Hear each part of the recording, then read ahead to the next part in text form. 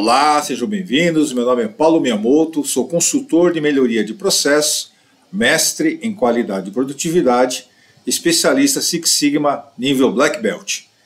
Hoje nós vamos falar de um assunto bem interessante. Como é o ciclo de vida das organizações, como elas nascem, crescem e aparecem. Então vamos conhecer um pouquinho sobre esse tema.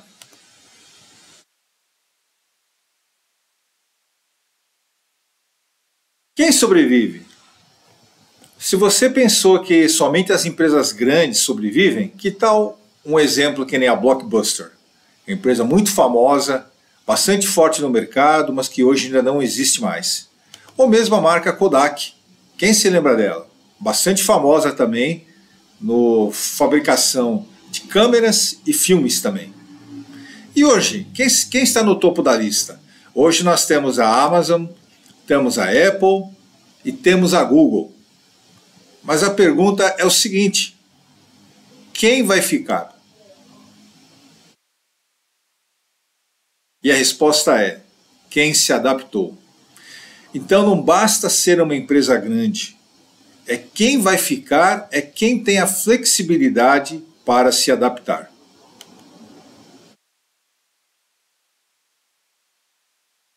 Para isso, nós temos que mudar. Mas a pergunta é: por que nós buscamos a mudança? Nós temos 3 motivos para buscar a mudança. A primeira é porque a performance caiu. O processo não está legal. Precisamos mudar. A segunda é porque a exigência aumentou. O que a gente faz já não é suficiente. E a última é porque nós temos instabilidade no processo. Ora a gente atinge, ora a gente não atinge.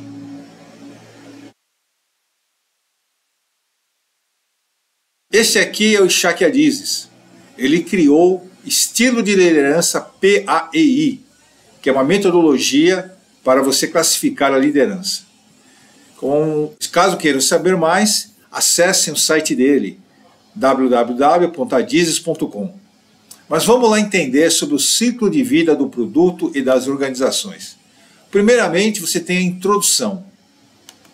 Depois você tem o crescimento no mercado, a sua maturação e o seu declínio. Então isso faz com que tenha um ciclo. Vamos conhecer mais agora sobre esse ciclo. Quando você está criando uma empresa, um empreendimento, ou tendo uma ideia de evolução, você tem uma ideia, uma concepção. Essa concepção você vai pensando como ela poderia ser. Por outro lado, você tem um ambiente conhecido e um ambiente desconhecido, que ora você oscila. Será que eu faço? Será que eu não faço? Mas veja bem, eu vou trocar o certo pelo duvidoso, como que eu vou fazer? Chega uma hora que você tem que tomar uma decisão. Ou vai para frente, ou você desiste. Bom, infelizmente, diz a estatística americana que mais de 87% das iniciativas a gente desiste. As que continuam, a gente tem uma quebra de paradigma. Você dá o primeiro passo. E aí, dando um pequeno passo, pode ser que de novo você tenha um momento onde você tem que quebrar um novo paradigma. Pode ser menor, mas de qualquer maneira, você pode ter a oportunidade de continuar ou desistir. Infelizmente, de novo, a maioria das vezes há uma desistência. Mas, se você insiste no processo, você vai crescendo, crescendo, crescendo, até que chegou uma hora onde você está no ápice. E esse ápice está bastante confortável para você.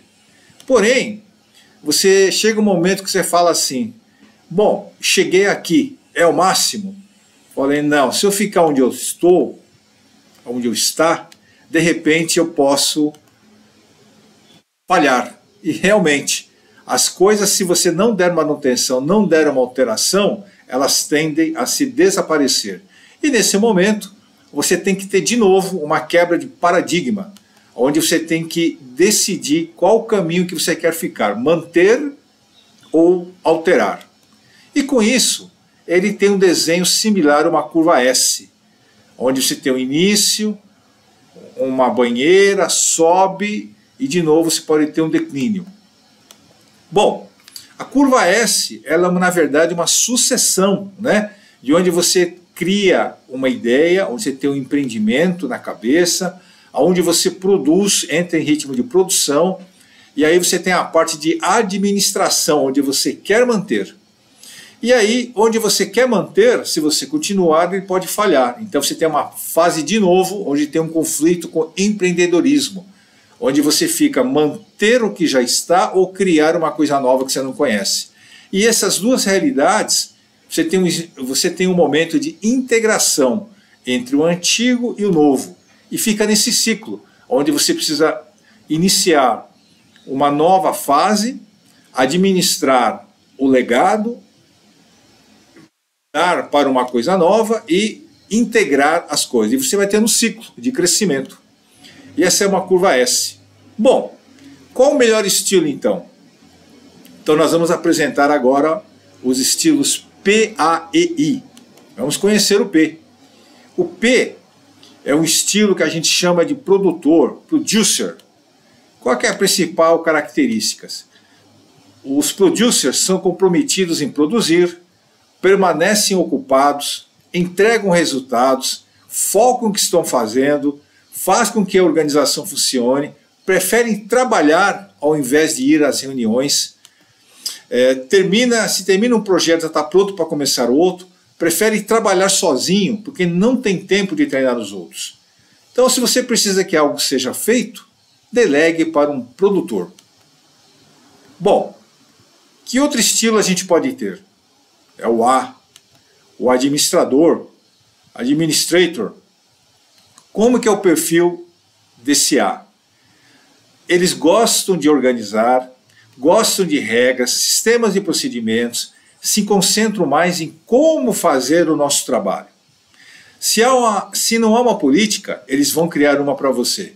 Eles vão se certificar que estão fazendo as coisas direito e dentro das regras. E tempo é uma orientação básica. Seguem padrões e gostam que outros também os sigam. Precisa de algo que seja organizado? Chame um administrador. Bom, qual é o outro estilo? O outro estilo é o tipo E, que é o empreendedor ou entrepreneur. Como que é a característica? Eles são corajosos, são pensadores e tomadores de risco. Criam e desenvolvem ideias sobre o que produzir no futuro. São energéticos e entusiásticos.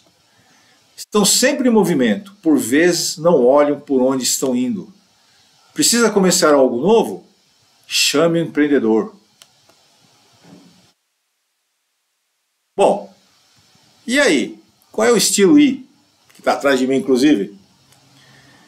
O estilo I é o seguinte, é o integrador. Então, o que faz o integrador? Aproximam pessoas, ajudam que se sintam envolvidas, o foco está em ajudar. E como estamos trabalhando juntos, faz com que uma organização seja orgânica ou interdependente, atue como entidade viva. Se você necessita de contato entre pessoas e resolver conflito, chame um integrador. Bom, e aí, qual o melhor estilo? A gente tem um tipo P, A, E ou I. A resposta é o seguinte. Imagina que o navio é gigante, tem um motor potente, tem uma tripulação, tem passageiro, muita gente envolvida. Porém, 1% do navio apenas é o leme, é o que conduz o destino aqui do navio, conduz a sua rota. Então, o estilo PAEI, o melhor momento de aplicar é que depende do momento da busca. Então, a empresa, quando ela precisa ser criada, ela precisa ter coragem, precisa ter um empreendedorismo, precisa quebrar paradigmas. E nesse momento que você quebra o paradigma e dá o primeiro passo, você assume então a parte do P, produzir, arregaçar as mangas e fazer a coisa acontecer.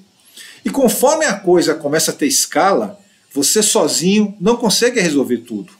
Você tem que administrar, ter gente para poder delegar. E a administração é o que faz com que haja regras. Porém, se as regras são muito rígidas, você engessa a companhia. E se você engessa, você começa a fazer mais do mesmo. E de repente, o mercado não quer o mais do mesmo, quer coisa diferente. E aí você tem um conflito de você ter um estilo de alta administração com empreendedorismo que quer mudar tudo. E aí você precisa ter uma fase de integração, a parte que você assimila o novo com o antigo, onde você tem um legado, muita coisa construída para uma coisa nova que você está construindo. Então, para cada fase, você precisa ter o estilo certo. Obrigado, gente.